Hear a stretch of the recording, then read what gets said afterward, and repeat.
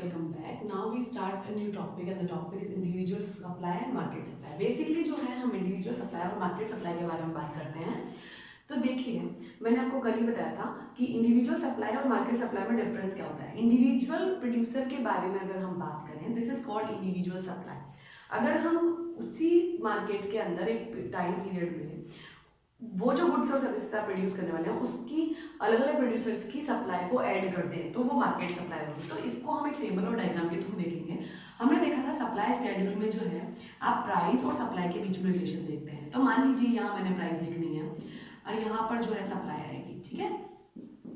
मैंने आपको कहा था दोनों के बीच में पॉजिटिव रिलेशन होता है। पॉजिटिव रिलेशन का मतलब होता है जैसे जैसे प्राइस इंक्रीज होगी वैसे वैसे आपकी सप्लाई भी इंक्रीज होगी। मान लीजिए कि 0 रुपीज़ है तो 0 पे सप्लाई भी 0 होगी, ठीक है।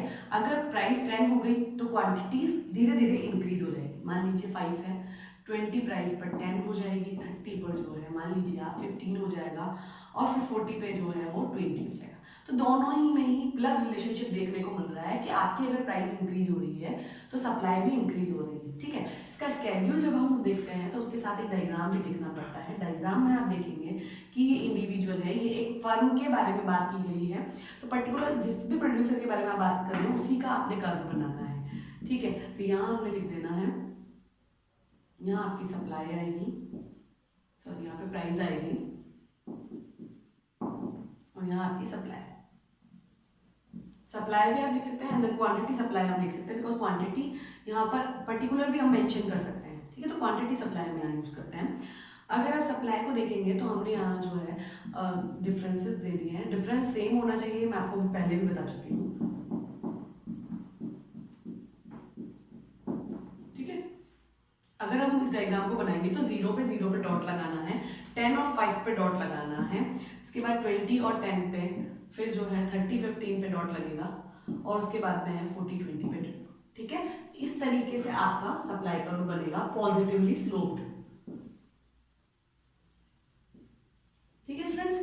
तो ये होता है इंडिविजुअल सप्लाई कर्व, जिसको हम कहते हैं कि यहाँ पर जो है पर्टिकुलर एक पर्सन के बारे में हम बात कर रहे हैं। अब मार्केट सप्लाई के बारे में अगर हम बात करें तो कुछ ऐसा होता है कि आपको अलग अलग सप्लायर्स के बारे में हमें यहाँ बात करनी पड़ती है। तो बेसिकली मैं यहाँ लिखूंगी प्राइस और अलग अलग सप्लायर में हम इजी करने के लिए 2 सप्लायर को लेते हैं, सप्लायर ए और सप्लायर बी, और ये हम मार्केट सप्लायर बनाएंगे, ठीक है। बेसिकली ये इसलिए बना रहे हैं ताकि आपको अलग से दिखे कि ये मार्केट सप्लायर है, ठीक है। हम इसी डेटा को एक बार कलेक्ट करते हैं, 0 10 20 30 और 40, ठीक है। ये प्राइस मैंने सेम लिख दी है।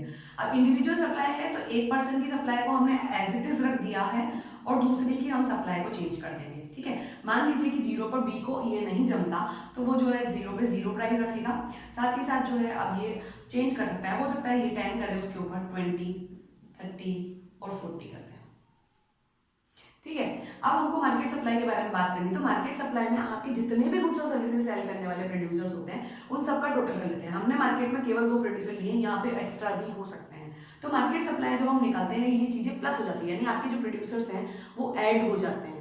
तो पहला प्रोड्यूसर जो है वो और दूसरा प्रोड्यूसर जो है वो भी ऐड हो जाएगा। तो यहाँ हम ऐड करेंगे तो 0 पे 0 हो गई, 15 और 10 और ये मिला के हो गया 15, यहाँ पे हो गया 30, यहाँ पे हो गया 45 और यहाँ हो गया हमारे 60, ठीक है। अब हम जब इसका कर्व बनाएंगे तो आप इंडिविजुअल दोनों के अलग से कर्व बताकर एक मार्केट कर्व भी बना सकते हैं और आप चाहें तो आप तीनों को एक साथ भी सॉरी जो मार्केट सप्लाई कर्व है उसको डायरेक्टली बना सकते हैं। तो हम क्या कर रहे हैं, फर्म ए का, फर्म बी का और फिर मार्केट कर्व हम बताएंगे। यहाँ पे मैं तीनों बता देती हूँ आपको। ये फर्म ए का हो जाएगा, ये फर्म बी का हो जाएगा और ये हमारा मार्केट का सप्लाई कर्व हो जाएगा, ठीक है। यहाँ वाई है, ये आपको अच्छे से पता है, ये लिखना आप ना भूलें कि आप 0 है, x है और y है, ठीक है। अब हम जब इस कर्व को बनाएंगे तो नीचे आपके वही क्वांटिटी सप्लाई आएगा एज इट इज और यहाँ आपकी प्राइस आएगी, ठीक है। अब जब हम ए फर्म का बना रहे हैं तो ए फर्म का जो कर्व होगा वो आपको एज इट इज मिलेगा। यहाँ पे आपने लिखना है 5 10 15 20 10 20 30 और 40, ठीक है। ये आपको कर्व मिल गया ए फर्म का। तो ये ए फर्म का कर्व है, ठीक है।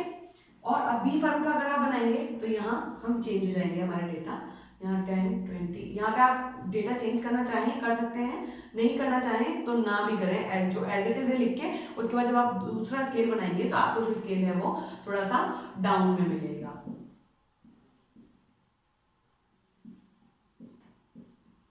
ठीक है स्टूडेंट्स, तो ये आपने जब दूसरा कर्व बनाना है तो ये फर्म बी का कर्व होगा, बी फर्म का कर्व है। ठीक है, अब हम जो है मार्केट कर्व बनाने वाले हैं, तो यहां हम लिखेंगे मार्केट सप्लाई कर्व, और यहाँ जो है आप अपने डेटा चेंज कर लें, बिकॉज यहाँ पे जो है आपको स्केल जो है वो थोड़ा डिफरेंट मिलने वाला है, इसीलिए हम यहाँ पर इसको 10 20 30 40 और 50 पे चेंज कर देते हैं। आप एज इट इज भी कर सकते हैं, आपका जो कर्व है उसका शेप चेंज हो जाएगा, यानी स्लोप चेंज हो जाएंगे। ठीक है, ये 0 से स्टार्ट होना है, ये भी 0 से होगा, 0 से स्टार्ट होगा, फिर 15 पे डॉट लगाना है, ये हमारे 15 पे डॉट, 30 पे डॉट लगाना है, 30 पे डॉट, और फिर हमारा 45 और 60, कुछ इस तरीके का आपका मार्केट सप्लाई कर्व बनेगा। इसका स्लोप जो होता है वो थोड़ा सा डाउन होता है।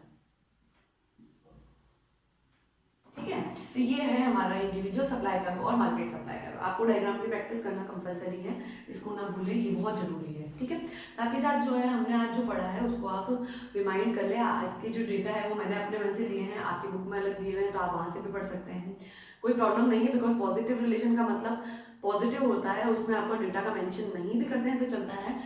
प्लस रिलेशनशिप का मतलब होता है कि आपके जैसे ही प्राइसेस इंक्रीज होगी, सप्लाई भी प्रोड्यूसर इंक्रीज कर देगा। ठीक है, तो आप ये ध्यान रखें, अगर इससे रिलेटेड आपको कोई भी प्रॉब्लम आती है तो आप बता सकते हैं। मार्केट सप्लाई कर्व का ये ध्यान रखिएगा कि यहाँ ए फर्म और बी फर्म दो मैंने ली है, तो आप दोनों का एडिशन करते हैं मार्केट में। ठीक है, उसका डायग्राम आपको वहाँ समझ में आ गया होगा। आप जो है एक बार प्रैक्टिस करें, अगर फिर भी लगता है कि नहीं समझ में आता है तो आप पूछ सकते हो। Okay, thank you.